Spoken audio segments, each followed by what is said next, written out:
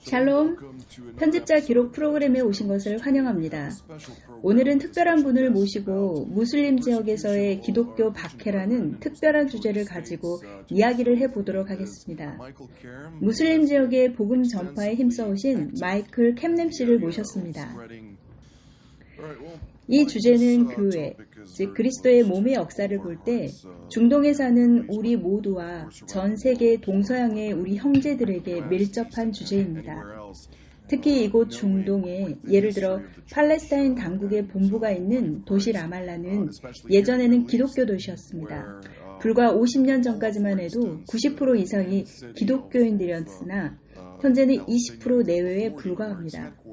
이는 아무 이유 없이 일어난 이야기가 아니라 당국이 일부러 그 지역 내에 인구 통계학적인 변화를 주기 위해 적극적인 정책을 펼쳤고 또 이는 순위파, 시아파 사이에 일어나고 있는 일과도 연관이 있습니다.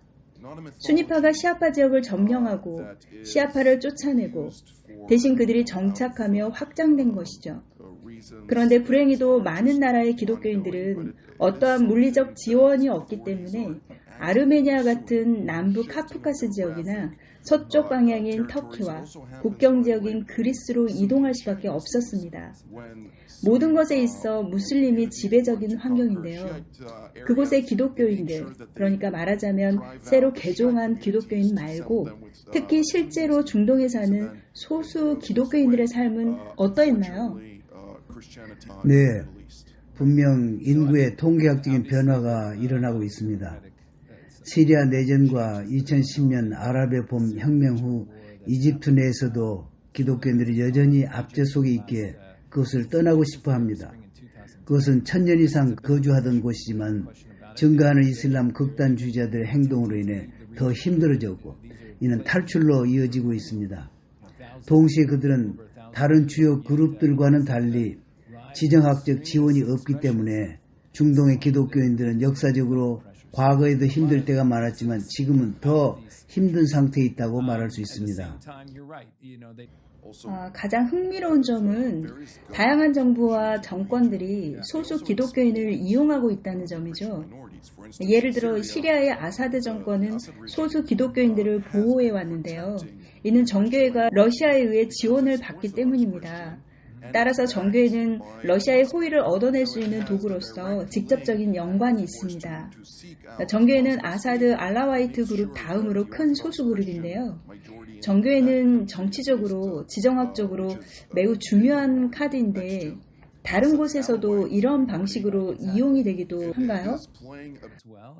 레바논에서도 그렇습니다. 이러한 단체들이 러시아 문제 등과 모두 연결되어 있고 어떤 역할을 하는지를 이해할 필요가 있습니다. 많은 경우에 심지어 이라크에서도 기독교인들이 정치적 상황에 개입하는 것을 원하지 않더라도 정부에 소속되도록 강요받습니다. 왜냐하면 소수 정부는 주요 다수 그룹을 통치하기 때문에 또 다른 소수 단체가 필요한 것이죠. 그래서 기독교인들은 원하지 않아도 정치에 개입하여 그로 인해 현재 대가를 치르고 있기도 합니다. 네, 레바논이 좋은 예이죠. 사람들이 레바논에 프랑스가 갑자기 개입하게 된 상황을 이해하지 못하는데요. 메로나인 기독교인들, 그러니까 레바논의 기독교인들의 부모님은 프랑스인입니다. 그렇게 자신들은 여기고 있어요. 레바논의 기독교인들은 친그리스, 친프랑스이고 이스라엘과도 많은 부분에 연결되어 있어서 이러한 사실이 정치적으로 좋은 쪽으로 뿐만 아니라 이기적으로 이용되고 있는 것 같습니다. 이제 레바논 베이루트의 인구 통계 변화에 대해 다시 이야기해 보겠습니다. 얼마 전 레바논 베이루트 항에서 폭발 사고가 있었는데요. 이는 사실 기독교인 지역이었습니다. 제가 현지 정보원들의 들은 바로는 헤즈볼라가 와서 사고로 모든 것을 다 잃어버린 기독교인들에게 많은 돈을 주면서 설득한다고 합니다. 그들은 다른 곳에서는 구원이 있을 수 없다고 거절하겠죠. 그러니까 내가 하나님을 택하겠느냐, 만몬신을 택하겠느냐로 시험하는 것이죠. 먹여 살려 하는 아이들이 있는 상황에서요. 불안정한 상태이지만 이슬람 국가 이후에 그 혼란을 극복하고자 나름대로 애쓰고 있는 이라크나 다른 나라에서 기독교인을 향한 박해는 어느 정도라고 보십니까? 네, 두 가지가 역동적으로 일어나고 있습니다. 한 가지는 대부분의 기독교인이 가지고 있는 질문이죠. 이곳에 있을 것인가? 새로운 정부를 믿을 만한가? 그리고 또 한 가지는 이슬람 극단주의자들의 행동에 대한 환멸입니다. 그동안 믿어왔던 종교에 대한 믿음과 충성을 바꾸려고 생각하는 무슬림들이 생겨나고 있습니다. 이들은 이제 예수와의 새 언약의 믿음을 고려해 볼까라고 생각합니다. 이렇듯 두 가지가 역동적으로 일어나고 있는데요. 하나는 기독교인들의 이곳에 미래가 있다라고 결정하는 움직임과 무슬림들이 급진적 극단주의자들 때문에 품게 된 개종에 대한 갈등입니다. 현재 일어나고 있는 두 가지 이슈는 다른 정부들이 어떻게 이 지역 문제에 개입하느냐와 관련이 있습니다. 시리아 북동 지역의 미군 철수는 시리아 기독교인과 새롭게 개종한 쿠르드 기독교인이 동맹국 미국 편에 서서 이슬람 국가를 패배시킨 후 그들을 그야말로 무방비로 남겨진 상태로 내몰았습니다. 물론 미국 정부도 우리가 알지 못한 여러 이유가 있겠지만 어쨌든 그들의 철수는 기독교인들이 자신들의 믿음과 가족의 미래에 대해 고민하게 하였습니다. 말씀하셨듯 인구 통계학적 변화와 여전히 계속되고 있는 시리아 내전 등은 기존 기독교인들과 새로 개종한 기독교인들, 기존 교회에 있어서 실제적인 이슈가 되고 있습니다. 네, 많은 사람들이 이 부분을 잘 모르고 있습니다. 서방에 와 있을 때는 새로 믿게 된 기독교인들은 보호되고 있다고 느꼈다가 지정학적 이유로 서방 정부가 떠나버리는 순간 그들은 정말로 무방비로 남겨지는 것입니다. 중동의 전 지역에서 새로 개종한 많은 기독교인들이 처형을 당했습니다. 정말 끔찍한 일이었는데요. 제가 기독교인이기 때문에 몇 차례 소식을 들을 수 있었습니다.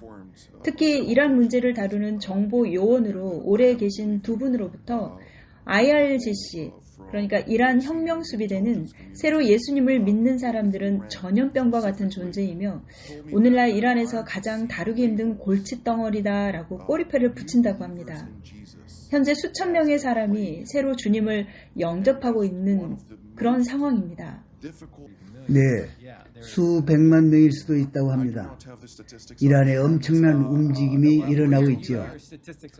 많은 분들이 개종한 이들의 이름을 물어보곤 하시는데요. 밝힐 수가 없습니다. 대부분 지역에서 믿음을 고백하면 사형에 처해지기 때문입니다. 그러나 여러분들께 특정한 국가를 위해 기도를 요청드립니다. 먼저 그 지역의 국가를 위해 기도해 주시고 그곳에 박해받는 믿는 자들을 위해 기도해 주십시오. 특히 기독교인들이 많고 여러 방식으로 박해 가운데 있는 지역을 위해 구체적으로 기도해 주십시오. 자, 기도를 마무리해 주시죠. 사도행전 12장에 보면 베드로가 두 번째로 감옥에 갇히게 됩니다. 그리고 교회가 간절하게 기도했다고 나와 있습니다.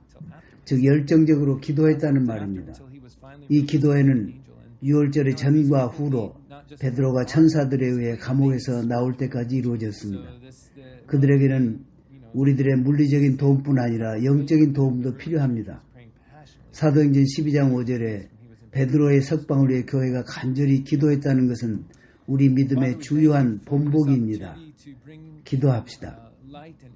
하나님, 우리에게 스칸디나비아 지역과 전 세계 TV7 청취자들에게 이 모든 것을 알게 하시고 관심 갖게 하심을 감사드립니다. 주님의 말씀을 아는 자들은 책임이 있다라고 말씀하시기에 이제 이러한 지식과 이해를 가진 분들은 책임을 가져야 할 것으로 믿습니다. 이제 이 방송을 들은 분들이 책임감 갖고 이란, 이라크, 터키, 시리아, 레바논, 이집트, 이스라엘까지 중동의 모든 박해받는 기독교인들에 대해 더 배우고 알아보게 하시고 그들과 기도로 함께하게 해 주시옵소서. 그룹으로 모여서 기도하게 하시옵소서. 주님 감사합니다.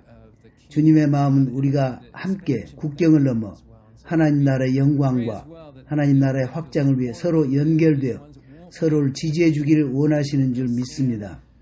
그들이 많은 사람들이 그들을 지지하고 있다는 것을 알게 하시며 그래서 주님께서 부르신 복음의 증인이 가장 필요한 그곳을 피하지 않고 이곳 중동에 서 있게 하시옵소서. 예수님의 이름으로 기도드립니다. 아멘. 네, 주님. 중동 지역 외에도 중국 등 많은 곳에서 우리 형제들이 박해받고 있습니다. 그들과 함께 하사 그들이 주님 안에서 강건하게 하시옵소서. 예수님의 이름으로 기도드립니다. 아멘.